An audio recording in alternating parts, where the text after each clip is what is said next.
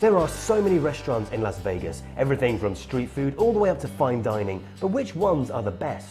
We asked Andy Hayler, a restaurant critic and the only man to have eaten in every single 3-star Michelin restaurant in the world, to name his best restaurants in Las Vegas. Here's what he had to say. For my first choice, we're heading to Guy Savoy, which is the offshoot of the famous 3-star Michelin restaurant in Paris. The restaurant here cooks many of the same dishes, though obviously with American ingredients typically rather than French.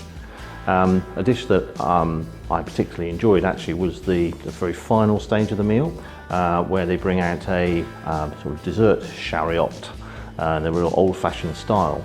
And what was particularly good on this was a really light, moist rum baba. It's very difficult to get right, but here it was perfect. And a lovely cherry clafouti with particularly nice fruit, and really just the whole idea of a dessert chariot I just love. So that's that. My next choice is Joel Robuchon at the Mansion, which is at the Wynn Hotel. Now, this isn't the cheapest meal in Las Vegas, and it may well be the most expensive, but it is very good. A dish that I particularly enjoyed was a potato salad, which doesn't sound very promising, but this one was enlivened with foie gras and white truffles that just happened to be in season at the time.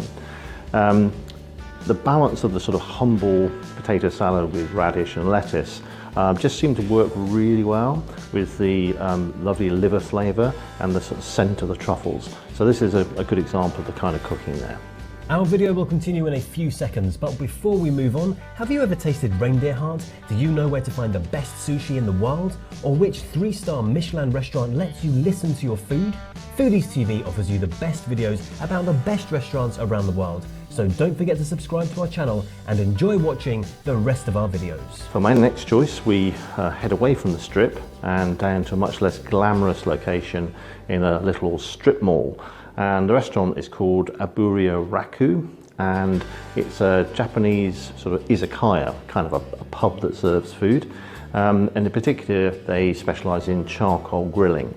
The dish that I particularly enjoyed there was a simple one of enoki mushrooms, but they were enlivened with bacon, and what you got was you got the smokiness of the bacon and also the hint of charcoal from the char grill, and with quite good mushrooms. It was just a lovely combination and quite typical of the kind of food you'll get there at this very, very good value restaurant. For my next choice, we head well away from the strip to a much less glamorous location a few miles away, to a sushi bar called Kabuto. Now this is a little sort of taste of Tokyo in Vegas, and you sit at a lovely cypress wood counter and eat sushi that's made with fish sourced from a mixture of the US and from Tsukiji Market in Tokyo. The kind of things you might try there might be baby sea bass, might be red snapper, or lean tuna from Japan. The rice is very well made, the amount of vinegar in the rice is well judged, and this is really a very good sushi bar that's a fair value. So my final recommendation for Las Vegas is a bit of a quirky one. It's actually a Thai restaurant called the Lotus of Siam.